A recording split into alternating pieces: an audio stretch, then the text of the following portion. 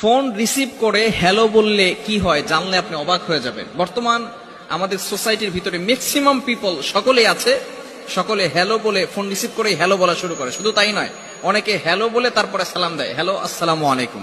খবরদার, এই ভুলটি করা যাবে না। বিশেষ করে এই হ্যালো একটা যে শব্দ, সেখানের মূল একটা অর্থ রয়েছে হেল।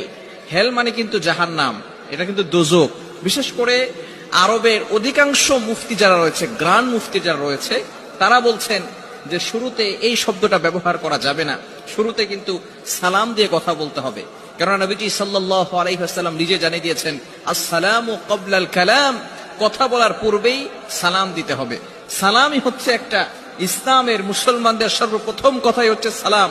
সালামের অর্থ হচ্ছে শান্তি বর্ষিত হোক। আপনি আসসালামু আলাইকুম বলবেন যে আপনার উপর শান্তি বর্ষিত হোক। এরপরে সালাম একটু বৃদ্ধ করা যায়,